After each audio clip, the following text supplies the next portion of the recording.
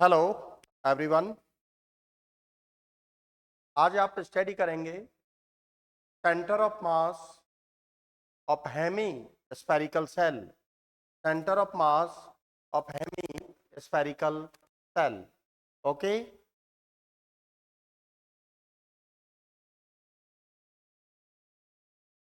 Centre of mass of Hemy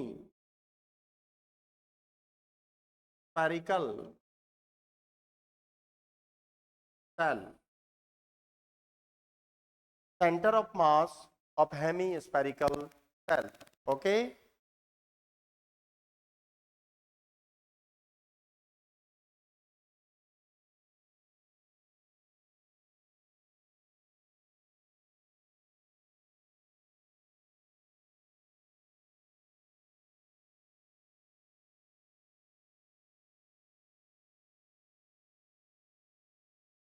x axis, Y axis.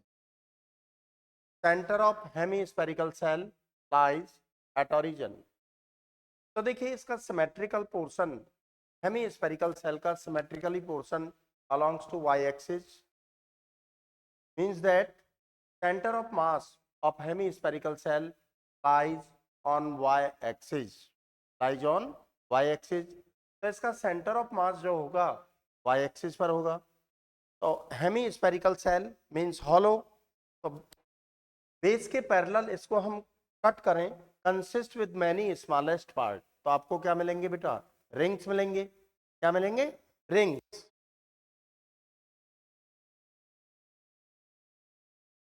तो हमने smallest part imagine किया, its centre ओडेस। Smallest part in form of ring, hollow spherical, hollow sphere, hemispherical shell means hollow sphere है, base के parallel आप इसे cut करेंगे तो आपको रिंग्स मिलेंगे। तो we assume a smallest part in form of ring, in form of ring of radius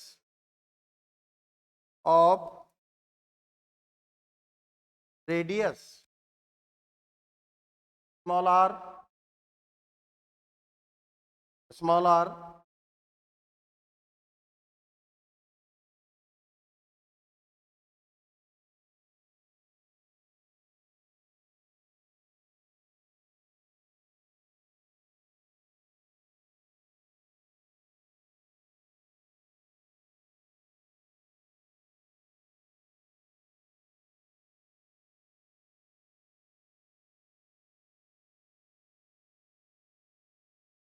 radius of ring small r and thickness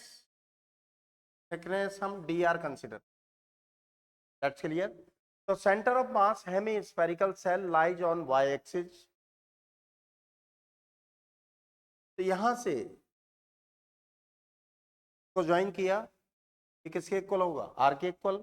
radius of hemispherical cell,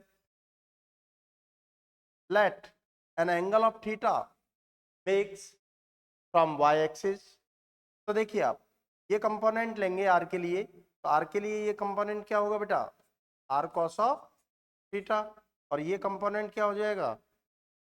are sine theta. That means small R equal to R sine theta. आप another form में भी देख सकते हैं। From this triangle, triangle O O dash, point A assume कर लीजिए। From triangle O O dash A, sine theta perpendicular upon hypotenuse capital R, small R equal to R sine of theta. देखिए आपके यहाँ confusion हो सकता है कि ये this portion is greater than with respect to this portion. तो हमने ये कंपोनेंट लिया है horizontal component, R sine theta किसके इक्वल होगा? स्मॉल आर के लिए। तो आप इस तरह से भी फाइंड कर सकते हैं। you know that center of mass from basic theory, center of mass of hemispherical cell lies on y axis. So from basic theory, ycm 1 upon m y dm, dm, mass of smallest part in this diagram, mass of smallest part ring. So determination of mass of ring, we apply the mass per unit surface area, because hollow sphere, hemispherical cell, we have as two-dimensional body. For one-dimensional body, mass per unit length. For two-dimensional body, mass per unit area. For three-dimensional body, mass per unit volume. That's clear? So mass per unit area of hemisphere, mass area 2 pi r square is equal to mass per unit area, that means density of mass remains same or constant quantity for whole body. So for smallest part, mass dm, area, smallest part circular part as a ring, तो circumference into thickness, तो इसका thickness circumference 2 pi r, thickness आपने क्या assume किया बेटा, dr. That's clear? dm 2 pi r, small r is equal to r sin theta into dr m upon 2 pi r square. देखिए 2 pi से 2 pi cancel होगा, r से r square cancel होगा, तो dm equal to m sin theta dr upon capital r. That's clear? That's clear? तो dm m sin theta dr upon r. तो finally result find करने के लिए, कैलकुलेट करने के लिए देखिए आपको इसको कैलकुलेट करना होगा with respect to theta, with respect to theta, यहां इंटीग्रेट करेंगे विद रेस्पेक्ट टू थीटा, तो dr हम कन्वर्ट करेंगे in form of angle, in form of d theta. तो we assume a smallest angle at, यहां आपने एक स्मॉलेस्ट पार्ट लिया dr के लिए, ये एंगल हम ले लें डी थीटा एंगल ले लें, ये किसको बिलोंग करेगा, थिकनेस को इसकी. तो you know that angle equal to arc upon radius, angle equal to arc upon radius apply करेंगे आप, तो D theta equal to D R upon radius R, implies that D R equal to R D theta. ये value हम यहां put करेंगे equation 2. तो D M equal to M upon R sine theta, R equal to R D theta, R R cancel, तो D M equal to M sine theta D theta. Put in equation first, ये value आप equation first में put कर देंगे बेटा, यहां put करेंगे तो देखिए y कोऑर्डिनेट आपका क्या हो गया बेटा, y equal to R cos of theta. That's clear? तो y कोऑर्डिनेट किसके इक्वल हो गया, आर कॉस थीटा के इक्वल हो गया ना ये y कोऑर्डिनेट. ओके, ये वैल्यूज पुट कीजिए, तो y C M 1 upon m integrate R cos of theta dm m sin theta D theta. तो देखिए m से m कैंसिल होगा, इसे कैलकुलेट करेंगे, d theta means integrate with respect to theta, then theta is a variable quantity, another quantities are behave as a constant quantity.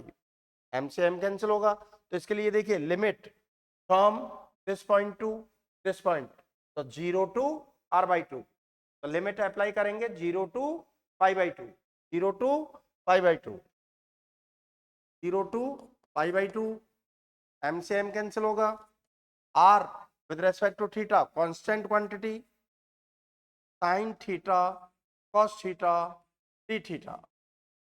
तो देखिए इसको integrate करने के लिए sin थीटा cos थीटा को हमें सिंगल फंक्शन फॉर्म में कन्वर्ट करना होगा, तो you know that 2 sin theta cos theta equal to sin 2 theta, तो multiply by 2, multiply by 2 and divided by 2, तो r/2 sine of 2 theta into d theta 0 to π/2.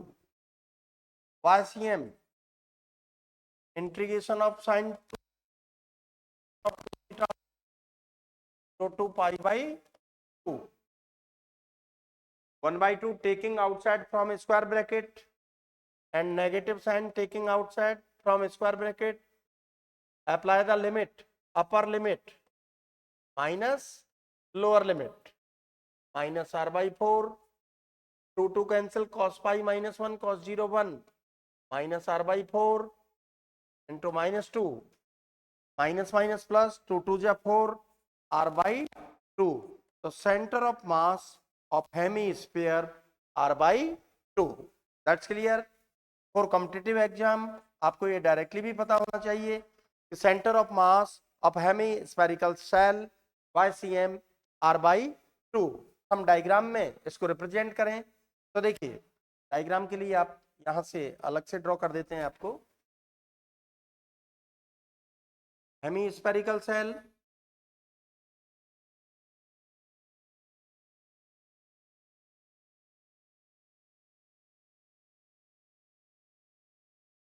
X axis, Y axis.